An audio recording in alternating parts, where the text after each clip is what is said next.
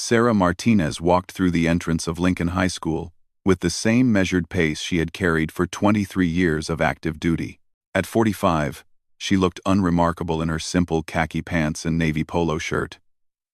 Her graying brown hair pulled back in a neat ponytail. The students rushing past her had no idea they were sharing the hallway with someone who had spent 2 decades as a Navy SEAL, completing missions in places most people couldn't pronounce. The transition to civilian life had been harder than any combat mission. After retiring with full honors, Sarah had struggled to find her place in the world. Teaching seemed like a natural fit. Her love for mathematics and her desire to serve her community led her to accept a position at Lincoln High, located in a rough neighborhood where good teachers were hard to find and even harder to keep. The school buzzed with the usual chaos of teenagers navigating their way to classes. Sarah had been teaching here for only 3 weeks, but she was already getting a feel for the social dynamics. Lincoln High was known for its challenges. Gang activity lurked in the shadows, and many students came from broken homes where survival was a daily concern. As she made her way to the faculty lounge, Sarah noticed the way conversations stopped when she passed certain groups of students. She wasn't naive about what she was walking into. During her military career, she had learned to read situations quickly and assess threats with precision that had kept her and her team alive in hostile territories. The morning passed uneventfully. Sarah taught her advanced algebra classes with the same discipline and attention to detail she had brought to mission planning. She was firm but fair, and slowly, some of her students were beginning to respond positively to her structured approach. However, she was well aware that not everyone appreciated her presence at the school. Marcus Thompson was the unofficial leader of a group that controlled much of the contraband trade at Lincoln High. At 18, he was older than most seniors. Having been held back twice, Marcus stood 6 feet tall with a muscular build earned through hours in makeshift gyms and street fights. His influence extended beyond the school walls, connecting him to local gangs that operated in the surrounding neighborhoods. Marcus had built his reputation on intimidation and violence. Teachers and administrators often looked the other way when it came to his activities, partly out of fear, and partly because they felt powerless to stop him. He operated with a sense of immunity that came from knowing that most adults in his world were either corrupt or too scared to stand up to him. The new math teacher had caught his attention for all the wrong reasons. Sarah had already disrupted 2 of his business operations without even knowing it. She had confiscated phones during class that contained important messages about drug deliveries. She had also instituted a strict no-tolerance policy for tardiness that interfered with his carefully timed operations between classes. More troubling to Marcus was the way Sarah carried herself.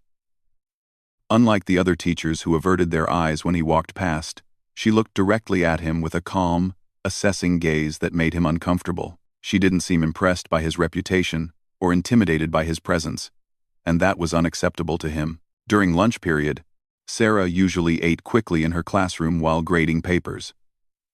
But today, she decided to venture into the faculty cafeteria, hoping to connect with some of her colleagues. The cafeteria was a large, open space with institutional lighting and the constant hum of conversation from students and staff.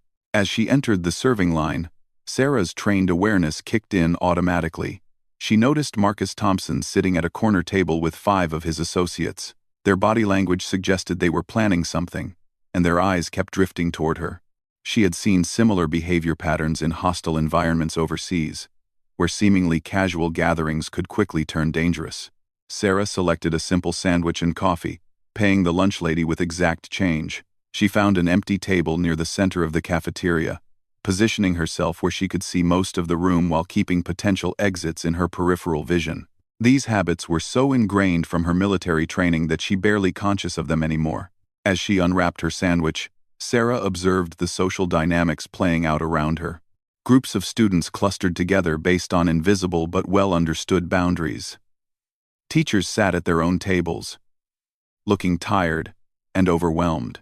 The cafeteria staff moved efficiently through their routines, clearly wanting to avoid any trouble. Marcus was growing agitated. His business operations had been disrupted 3 times this week, and he blamed the new teacher entirely. In his mind, Sarah Martinez represented everything wrong with the school's recent attempts to clean up the environment. Previous teachers had learned quickly to stay in their lanes and not interfere with established systems. He leaned toward his closest lieutenant, Devin Hayes, a thin but wiry 17-year-old, known for his quick temper and quicker fists. "That teacher's becoming a problem," Marcus said quietly, his eyes never leaving Sarah. "She thinks she can just come in here and change how things work." Devin nodded, understanding the implied instruction. "You want us to have a conversation with her?" "Yeah," Marcus replied, standing up slowly. "A friendly conversation about how things work around here." The other 4 members of his group followed suit, moving with the coordinated precision of a pack that had worked together for years. They had done this before with teachers, administrators, and students who had stepped out of line. Usually, a show of force and some carefully chosen words were enough to bring people into compliance with their unwritten rules. Sarah noticed the movement immediately. Her peripheral vision caught the coordinated stand-up from Marcus's table, and her subconscious mind began calculating distances, angles, and potential threats. 20 years of combat training had wired her brain to process danger signals faster than conscious thought could follow. She continued eating her sandwich with apparent calm, but every muscle in her body was now alert and ready. Her breathing remained steady and controlled, a technique that had served her well during night raids in Afghanistan and hostage rescue operations in Somalia. To any casual observer, she appeared to be a middle-aged teacher enjoying her lunch. Marcus approached slowly, his group spreading out in a loose semicircle that would surround her table if she remained seated. This was a classic intimidation formation, designed to make the target feel trapped and helpless. It had worked countless times before, on teachers and students alike. "Miss Martinez," Marcus said with false politeness as he stopped about 6 feet from her table. "We haven't had a chance to properly introduce ourselves." Sarah looked up from her sandwich with the same calm expression she might use to acknowledge a student's question in class. "Hello, Marcus. How can I help you?" The fact that she knew his name surprised him slightly. But he pressed forward with his plan. "Some of the guys and I wanted to talk to you about how things work around here. You know, help you understand the culture of our school." Devin and the others moved closer, tightening the circle around her table. Students at nearby tables began to notice the confrontation, and conversations grew quieter as more people turned to watch what was developing. Sarah set down her sandwich and looked around at the 6 young men who now surrounded her. In her mind, she was already running through response scenarios, calculating which one would pose the greatest threat if the situation escalated. Identifying improvised weapons within reach, and noting the positions of innocent bystanders who might be caught in any conflict. "I appreciate your concern for my understanding of the school culture," she said evenly, her voice carrying just enough volume to be heard clearly by Marcus and his group without seeming aggressive. "Perhaps you could share what specific aspects you think I should know about." Marcus smiled, but it was a cold expression that held no warmth. "Well, for starters, teachers here learn pretty quickly not to interfere with student business. We handle our own affairs, and everyone gets along just fine." The implied threat was clear to everyone within hearing distance. Several teachers at other tables had noticed the confrontation, but seemed uncertain about whether or how to intervene. The cafeteria staff continued their work but kept glancing nervously toward the developing situation. Sarah nodded thoughtfully, as if considering Marcus's words carefully. "Student business," she repeated. "Are you referring to educational activities, or something else entirely?" Her question was posed with the tone of genuine curiosity. But Marcus detected something underneath that made him uncomfortable. There was a quality in her voice and bearing that reminded him of the police officers and military personnel he had encountered during his various run-ins with law enforcement. "I think you know what kind of business I'm talking about," Marcus said, taking another step closer to her table. "The kind that doesn't concern teachers who want to have a peaceful year at Lincoln High." Devin cracked his knuckles loudly, a sound that had intimidated many previous targets. The other 4 members of their group shifted their weight, ready to move if their leader gave the signal. They had played out this scenario dozens of times before, and it usually ended with their target backing down and agreeing to their terms. Sarah finished her coffee and carefully placed the cup back on her tray. Her movements were precise and controlled, betraying none of the tension that should have been building in someone facing 6 aggressive young men. Instead, she appeared almost relaxed, as if she were simply finishing her lunch before returning to afternoon classes. "Marcus," she said, looking directly into his eyes with a steady gaze that had once stared down enemy combatants in far more dangerous situations. "I think there might be a misunderstanding about what my role here is going to be." The confidence in her voice was beginning to unnerve Marcus more than he cared to admit. Most adults in his experience became visibly nervous or angry when confronted by his group. Sarah Martinez seemed to be neither. Instead, she projected a calm authority that he had only encountered among seasoned police officers and military personnel. "Maybe you should explain it to us then," Devon interjected, trying to support his leader while also pushing the confrontation forward. Sarah stood up slowly, her movements fluid and controlled. Even standing, she was noticeably shorter than most of the young men surrounding her, but something about her posture and bearing made her presence feel larger rather than smaller. She picked up her lunch tray with the same careful precision she had used for everything else. "My role," she said clearly, "is to teach mathematics and to ensure that all students in my classes have the opportunity to learn in a safe and productive environment." She paused, letting her words sink in while maintaining eye contact with Marcus. "That means I will continue to enforce classroom policies that support learning, regardless of what other activities students might be involved in outside my classroom." The directness of her statement surprised Marcus. Instead of backing down or showing fear, she had essentially told him that she had no intention of changing her behavior to accommodate his operations. This was not how these conversations were supposed to go. The tension in the cafeteria was becoming palpable. More students and staff were now openly watching the confrontation, sensing that something significant was happening. The lunch ladies had stopped serving and were watching nervously from behind the counter. Marcus felt the weight of all those watching eyes. His reputation was built on his ability to control situations like this. And Sarah Martinez was not playing by the rules that had always worked before. He needed to escalate the situation enough to maintain his credibility while being careful not to cross lines that would bring serious consequences. "You know," he said, moving close enough that he was now standing directly beside her table, "teachers who don't learn to fit in around here sometimes find that their time at Lincoln High becomes very difficult." The threat was more explicit now, and Sarah recognized it for exactly what it was. In her military career, she had faced similar moments when situations balanced on the edge of violence, where the next few seconds would determine whether conflict could be avoided or was inevitable. She turned to face Marcus directly. And for the first time, he got a clear look at her eyes. What he saw there was not fear or anger, but a cold, professional assessment that reminded him uncomfortably of the gang leaders and cartel operatives he had encountered in his neighborhood. There was something in her gaze that suggested she was not just unafraid, but was actively evaluating him as a potential threat to be neutralized. "Marcus," Sarah said in a voice that carried clearly through the now silent cafeteria, "I think you should carefully consider what you're suggesting." The silence in the cafeteria stretched for several heartbeats. Marcus found himself caught between his need to maintain dominance and a growing sense that he had misjudged his target. Sarah's calm response to his threat was unlike anything he had encountered from teachers before. There was something in her demeanor that reminded him of the most dangerous people he had met in his neighborhood, the ones who spoke quietly but carried deadly serious intentions.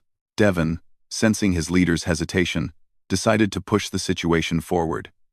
"Maybe you didn't understand what Marcus was trying to tell you," he said, moving closer to Sarah's left side. "Teachers who cause problems for students sometimes find themselves dealing with problems outside of school too." Sarah's expression didn't change, but Marcus noticed something shift in her posture. It was subtle, almost imperceptible, but she seemed to settle into a more balanced stance. Her hands, which had been holding her lunch tray, moved slightly away from her body, and her weight shifted to the balls of her feet. These were details that most people would never notice. But Marcus had grown up in an environment where reading body language could mean the difference between safety and serious trouble. What he was seeing from Sarah Martinez looked like someone preparing for physical confrontation, not someone backing down from intimidation. "I understand perfectly what both of you are suggesting," Sarah replied, her voice remaining steady and controlled. "What I'm not sure about is whether you understand the implications of what you're saying." Her words carried a weight that made several students at nearby tables exchange nervous glances. There was something almost conversational about her tone, as if she were discussing a math problem rather than responding to threats of violence. Marcus felt the situation slipping away from his control. In his experience, confrontations like this followed predictable patterns. People either backed down immediately when faced with his group's intimidation, or they became angry and made mistakes that gave him justification to escalate to physical violence. Sarah Martinez was doing neither. "Look, lady," he said, his voice growing harder as he tried to regain psychological dominance. "I don't think you get how things work around here. We've been running things at this school for 3 years. Teachers who cooperate with us have peaceful years. Teachers who don't." He let the threat hang in the air. Sarah set her lunch tray down on the table with deliberate care. The simple action somehow felt ominous in the charged atmosphere of the cafeteria. When she looked back up at Marcus, her eyes held a clarity that made him deeply uncomfortable. "Marcus," she said, "I've spent the last 20 years in environments where people made threats like yours on a regular basis. Some of those people were much more dangerous than you and your friends here." The casual way she dismissed their threat stunned the entire group. Devon's face flushed with anger, and he took another step closer to Sarah. "You think you're tough because you're a teacher? You think that protects you?" Sarah turned her attention to Devon with the same calm assessment she had given Marcus. "I don't think being a teacher protects me," she said. "But I do think you should know that threatening school staff is a felony in this state, and depending on how you choose to follow through on those threats, you could be looking at serious prison time." Her knowledge of legal consequences surprised them, but more unsettling was the matter-of-fact way she delivered the information. She wasn't trying to scare them with the law. She was simply stating facts, as if she were reading from a textbook. Marcus realized that his usual tactics weren't working, so he decided to try a different approach. "You know what? Maybe we got off on the wrong foot here. We're not trying to threaten anybody. We're just trying to help you understand how to be successful at Lincoln High." He gestured to his companions, who reluctantly stepped back slightly, though they maintained their positions around her table. "All we're saying is that if you work with us instead of against us, everyone benefits. Students are happier, teachers have fewer problems, and the school runs smoother." Sarah nodded as if considering his proposal seriously. "So you're suggesting that if I ignore certain activities in my classroom and avoid enforcing policies that interfere with your operations, you'll ensure that I don't face harassment or violence?" The directness of her summary made Marcus uncomfortable. When she stated their arrangement so plainly, it sounded much more like extortion than the mutually beneficial relationship he liked to pretend it was. "I wouldn't put it exactly like that," he said carefully. "How would you put it?" Sarah asked. Marcus found himself struggling to reframe their standard intimidation routine in terms that didn't sound overtly criminal. In the past, teachers had either immediately understood the implicit threat and agreed to cooperate, or they had become flustered and backed down. Sarah's clinical approach to analyzing their proposal was forcing him to articulate things he preferred to leave unspoken. While Marcus searched for the right words, Sarah was conducting her own assessment of the situation. Her military training had taught her to gather intelligence on potential threats, and she was learning valuable information about how these young men operated. From their coordinated approach and practiced intimidation tactics, it was clear they had done this before. From the way other students and staff were reacting, it was obvious that Marcus and his group had established dominance through a combination of violence and the threat of violence. From their confidence in making threats against a teacher in a public space, she understood that they believed themselves to be protected from serious consequences. This was a classic protection racket operating within the school, and Sarah recognized it as such because she had encountered similar operations in various forms during her military deployments. The only difference was the setting and the age of the participants. "You know what?" Devon said, his patience finally exhausted. "I don't think she's getting the message." He reached toward Sarah's shoulder, intending to grab her and physically emphasize their control over the situation. It was a move that had worked effectively with other teachers who needed additional persuasion to understand their place in the school's power structure. What happened next took place so quickly that most observers weren't sure exactly what they had seen. Sarah's left hand intercepted Devon's reaching arm at the wrist. Her grip was precise and firm, applying pressure to specific nerve points that she had learned during close-quarters combat training. Simultaneously, her right hand moved to Devon's elbow, manipulating his arm into a position that gave her complete control over his movement and balance. In less than 2 seconds, Devon found himself bent forward, with his arm twisted behind his back, in a position that was extremely uncomfortable, but stopped just short of causing injury. Sarah had positioned herself behind him, maintaining her grip with one hand while her other hand remained free to respond to additional threats. The entire maneuver was executed with surgical precision and minimal apparent effort. To the watching students and staff, it looked almost like a magic trick. One moment Devon was reaching for Sarah, and the next moment he was completely immobilized and under her control. "Devon," Sarah said in the same calm voice she used for teaching, "you're going to want to stand very still right now." Marcus and his remaining companions stared in shock. Devon was known as one of the quickest and most aggressive fighters in their group, and he had been neutralized so completely that he couldn't even struggle effectively against Sarah's hold. "Let him go," Marcus demanded, but his voice lacked the authority it had carried earlier. Sarah looked at Marcus with the patient expression of a teacher correcting a student's mistake. "Marcus, Devon put his hands on me without permission after making threats of violence. In most places I've worked, that would be considered assault, and I would be completely justified in defending myself." She adjusted her grip slightly, and Devon made a small sound of discomfort. "However, since this is a school environment, I'm going to give all of you an opportunity to walk away from this situation and pretend it never happened." The offer was delivered in the tone of someone doing them a tremendous favor, which only added to Marcus's confusion and frustration. Everything about this confrontation had gone differently than he expected, and now his second-in-command was being held immobile by a middle-aged math teacher. "You can't just grab students," one of the other group members said, though his protest sounded uncertain. Sarah's expression remained patient. "Actually, school staff are legally permitted to use reasonable force to protect themselves from assault or to maintain order. Since Devon initiated physical contact after making threats, I'm well within my rights to restrain him."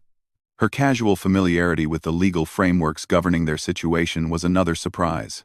Most teachers either didn't know their rights or were too intimidated to invoke them when confronted by students like Marcus's group. The cafeteria had fallen completely silent except for the soft hum of the ventilation system. Students throughout the room watched in fascination as their understanding of Lincoln High's power dynamics was turned upside down. The group that had dominated the school for 3 years was being controlled by a teacher who seemed utterly unimpressed by their reputation. Marcus realized that he was facing a choice between escalating to serious violence or backing down in front of the entire cafeteria. Either option would damage his carefully constructed authority, but escalation carried the risk of consequences he wasn't prepared to face. "Look," he said, trying to find a way to salvage the situation. "Maybe we all just need to calm down here." Sarah nodded as if his suggestion was reasonable. "That sounds like an excellent idea. I'm going to release Devon, and then all of you are going to return to your table and finish your lunch. After school today, you can decide whether you want to continue this conversation through proper channels or whether you prefer to leave things as they are." She released her grip on Devon's arm with the same controlled precision she had used to restrain him. He straightened up slowly, rubbing his wrist and looking embarrassed and confused. The ease with which he had been controlled was humiliating. But the pain in his arm convinced him that challenging her again would be unwise. Marcus looked around at his companions, all of whom seemed uncertain about how to proceed. Their usual intimidation tactics had not only failed but had been turned against them in a way that left them looking weak and ineffective in front of their peers. "This isn't over," Marcus said quietly. But the threat sounded hollow after what had just transpired. Sarah picked up her lunch tray again and looked at him with the expression of someone concluding a business meeting. "Marcus, if you choose to continue this conversation, you should be aware that I take documentation very seriously. I'll be filing a report about today's incident, including the specific threats that were made and the physical assault that was attempted." The mention of documentation and reports introduced another element that Marcus hadn't considered. Most teachers at Lincoln High were reluctant to create paper trails that might bring outside attention to the school's problems. Sarah's willingness to involve administration and potentially law enforcement suggested that she operated by different rules than the faculty Marcus was used to dealing with. Furthermore, Sarah continued, if you decide to escalate this situation outside of school grounds, you should understand that I take my personal security very seriously as well. There was something in the way she said this that made Marcus believe she wasn't talking about calling the police or hiring security guards. The implication was that she was prepared to handle threats to her safety personally, and given what they had just witnessed, that prospect was not appealing. As Marcus and his group walked back to their table, conversations throughout the cafeteria gradually resumed. However, the dynamic in the room had shifted permanently. Students who had lived in fear of Marcus's group for years had seen them neutralized and controlled by a teacher who seemed completely unafraid of their threats. Sarah finished her lunch at a normal pace, as if nothing unusual had happened. She cleaned up her table, disposed of her trash, and walked out of the cafeteria with the same measured stride she had used when entering. To anyone watching, she appeared to be a teacher concluding her lunch break and preparing for afternoon classes. But among the students and staff who had witnessed the confrontation, word began to spread quickly. Lincoln High School had a new teacher who was unlike anyone they had ever encountered before. By the end of the school day, every student at Lincoln High had heard some version of what happened in the cafeteria. The story grew with each telling, but the core facts remained consistent. Marcus Thompson's group had tried to intimidate the new math teacher, and she had turned the tables on them completely. Sarah spent her afternoon classes teaching as if nothing unusual had occurred. However, she noticed subtle changes in her students' behavior. They were more attentive, more respectful, and seemed to view her with a mixture of curiosity and caution that hadn't been there before. Word traveled fast in high school environments, and it was clear that her encounter with Marcus had changed how students perceived her. After the final bell rang, Sarah remained in her classroom to grade papers and prepare for the next day's lessons. She had expected that Marcus might attempt some form of retaliation, and she wanted to give him the opportunity to approach her on school grounds, where the encounter could be properly documented. She didn't have to wait long.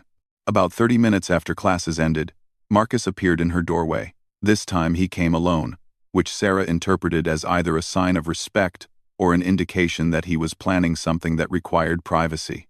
"Miss Martinez," he said, his voice more subdued than it had been during their cafeteria encounter. "Can we talk?"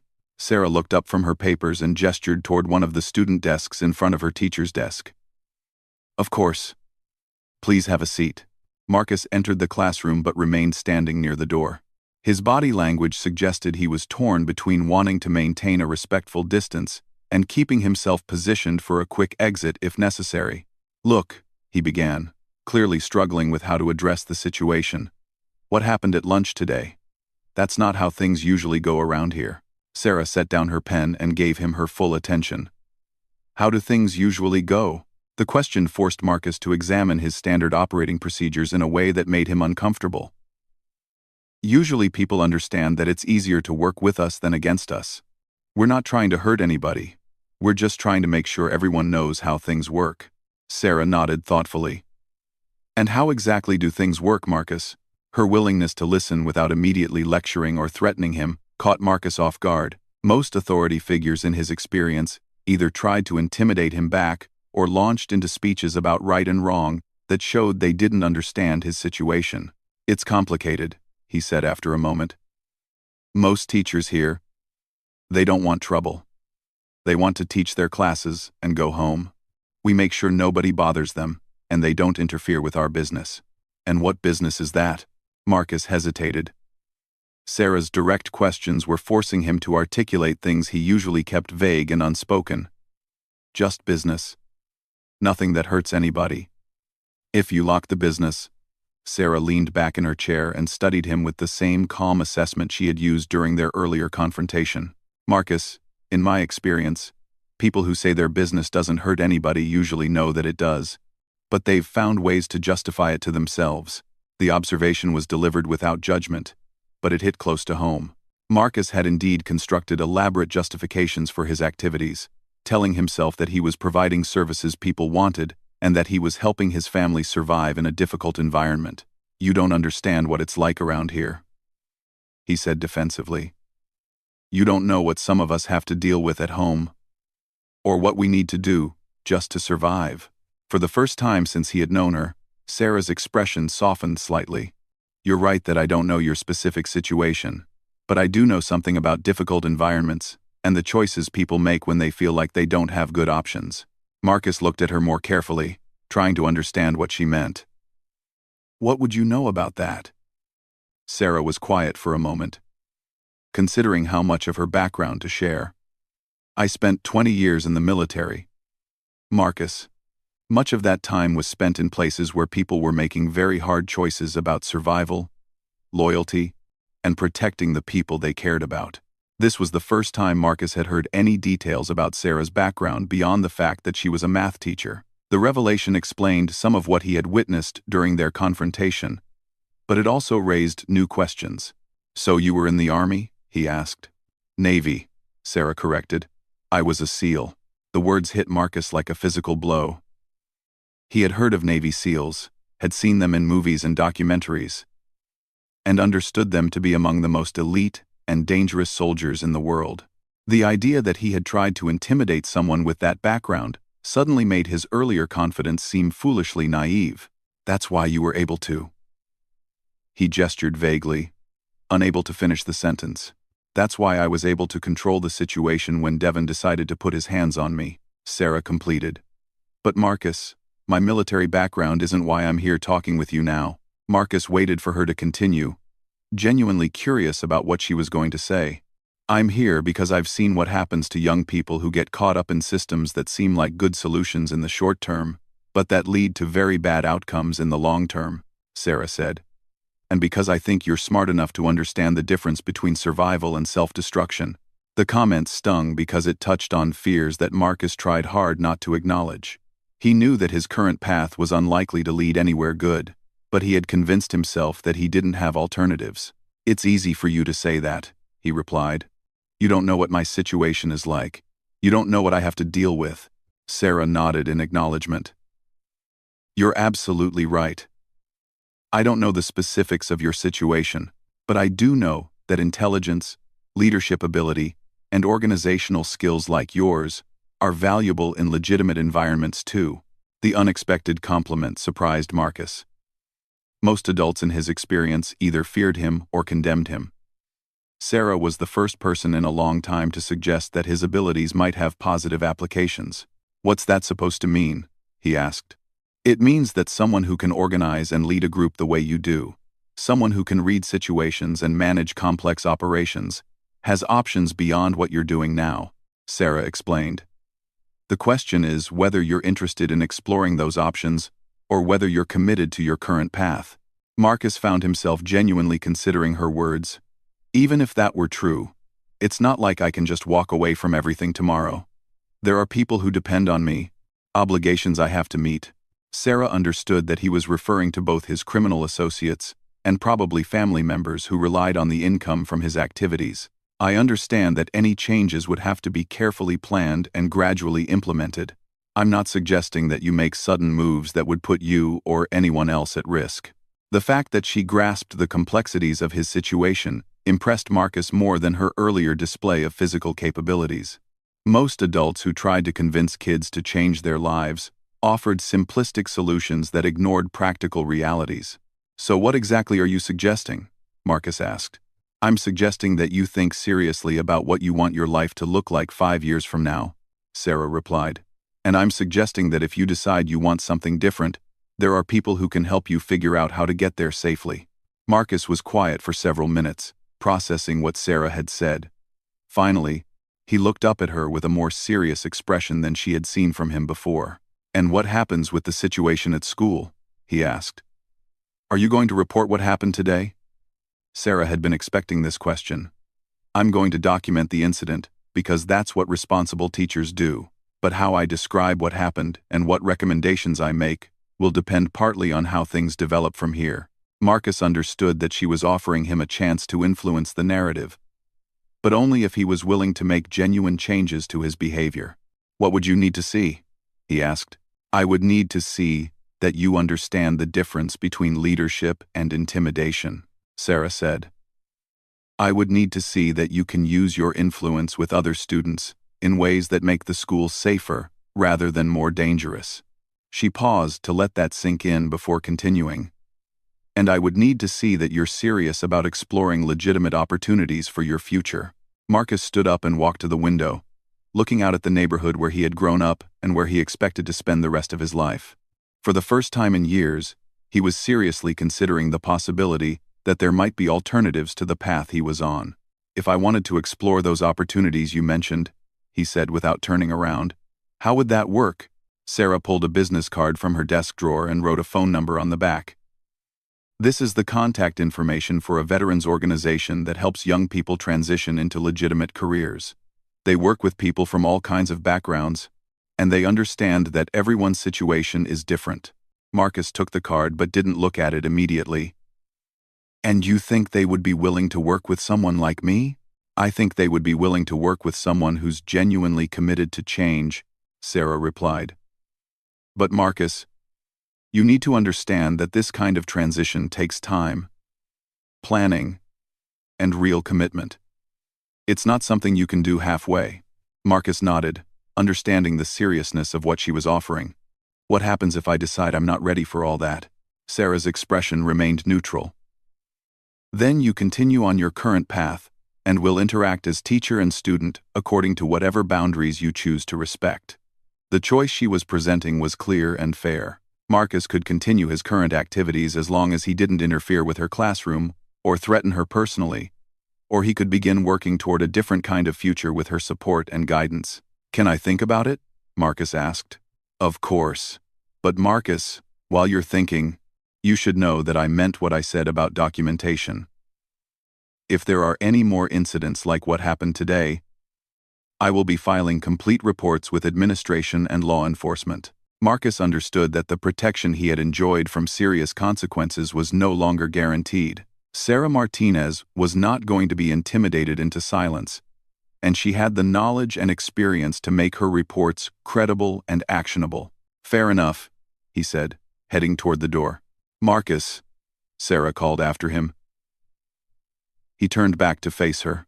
For what it's worth, I think you have the potential to be an outstanding leader in legitimate environments. The question is whether you believe that about yourself. 3 weeks later, Marcus Thompson walked into the Office of Veterans Transition Services with Sarah's business card in his hand. The process of changing his life would prove to be more difficult and complex than he had imagined. But for the first time since middle school, he was seriously working toward a future that didn't involve crime or violence. Sarah continued teaching at Lincoln High School, where she became known as one of the most effective and respected teachers in the building. Students learned quickly that she was fair but uncompromising, supportive but not permissive, and absolutely unwilling to tolerate threats or intimidation in any form. The incident in the cafeteria became part of Lincoln High legend, growing and changing with each retelling. But for those who witnessed it firsthand, it marked the moment when they learned that sometimes the most unlikely people carry the most remarkable stories, and that 20 years as a Navy SEAL leaves marks that never truly fade, even in the quiet environment of a high school mathematics classroom.